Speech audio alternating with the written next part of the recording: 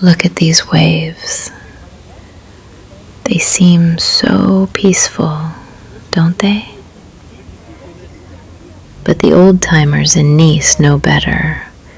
This sea knows how to keep secrets better than any Swiss bank vault. We are standing by the famous #ILoveNice sign, a place where thousands of selfies are taken every single day. But if these stones could talk, they would scream, "Welcome to the dark side of the Riviera." In October 1977, right here on the Promenade des Anglais, the sun was shining just as bright. Agnès Le Roux, a young, beautiful, incredibly wealthy heiress to a casino empire, left her home, climbed into her white Range Rover, and vanished into the hazy southern day. She was only 29. She had everything: estates, shares, diamonds, and a deadly enemy she called her lover. You know what the real horror is?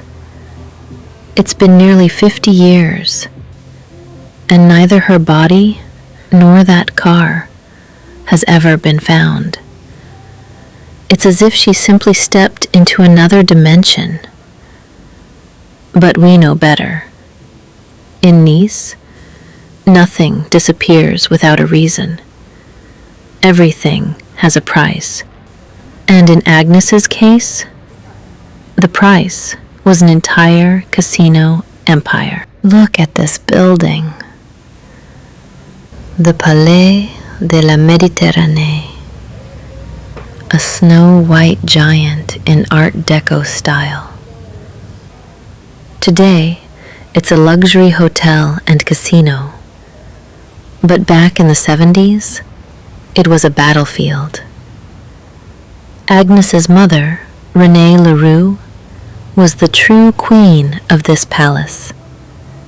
She ruled it with an iron fist, keeping the mafia and competitors at bay. But inside the family, something was rotting. Agnes felt like a bird in a golden cage. She wanted money now.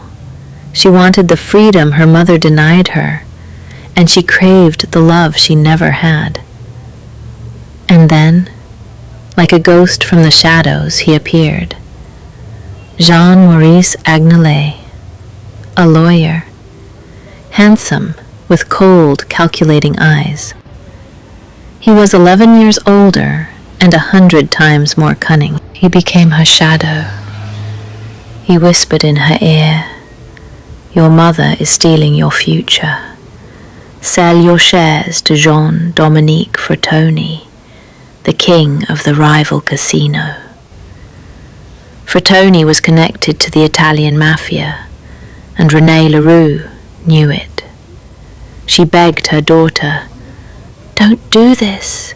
You will destroy us all." But Agnes no longer heard her mother. She only heard the voice of her lawyer. The deal went through. Agnes voted against her own mother, effectively handing the family business over to their enemies. For this betrayal, 3 million francs were deposited into her Swiss bank account, a colossal sum for that time. Agnelet promised her they would leave, be free, and be happy together. But the Moor had done his duty. As soon as the checks were cashed, Agnes became a liability. She was a witness who knew too much about the lawyer's ties to mafia clans. In the days leading up to her disappearance, Agnes was not herself. Neighbors heard screams coming from her apartment.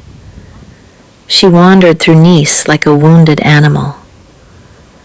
She realized that Agnelet had no intention of going anywhere with her. A note was later found in her diary.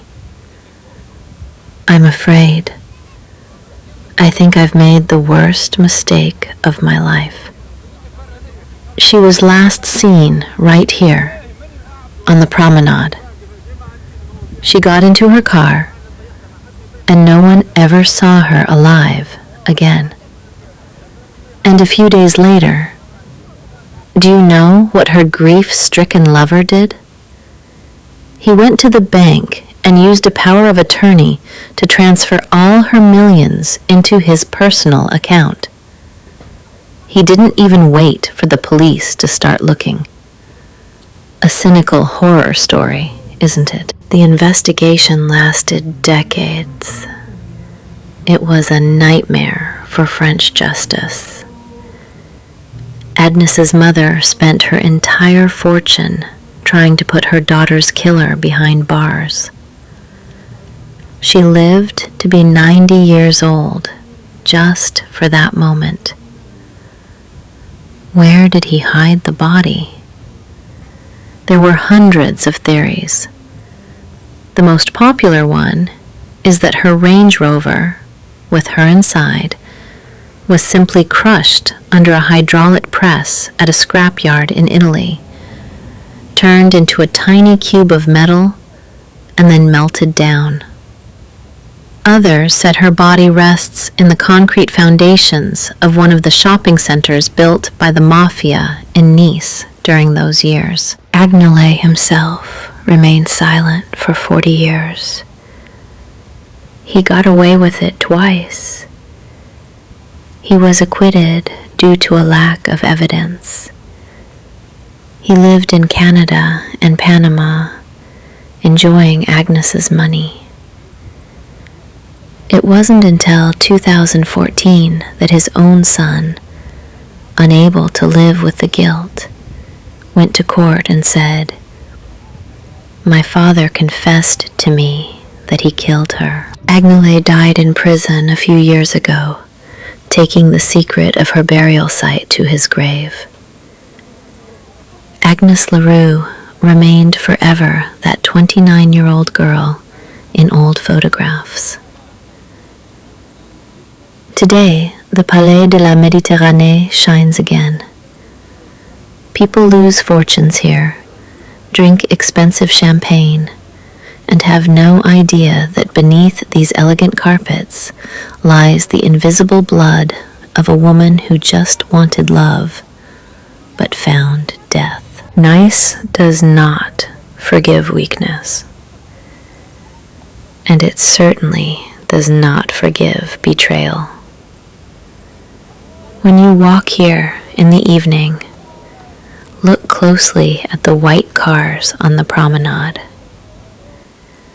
They say that sometimes, in the twilight, you can see the ghost of a girl in a white Range Rover, still trying to drive away from her executioner. What do you think? Did Agnelet act alone? Or does the Nice Mafia still guard this secret? Write your theories in the comments. Subscribe, because next we have the story of the cursed estate and its ghosts. Take care of yourselves. A bientôt. See you soon.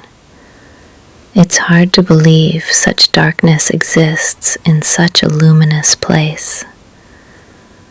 But that's the French Riviera. It's built on contrasts. Behind every velvet curtain of these grand hotels, there's a story. Some are joy, others, like Agnes's, are written in silence. Agnès Le Roux is now part of the myth of Nice. A warning. A ghost in a white car that never reached its destination. We tell her story so that the truth, buried deep in the foundations of this city, is never completely forgotten. Thank you for walking this dark path with me today. Next time, we'll explore a lighter side of the coast, I promise. But for now, Just listen to the waves. They are the only ones who truly know where Agnes is. Take a breath, enjoy the sunset, and remember, every city has its shadows. I'll see you in the next story. Goodbye for now.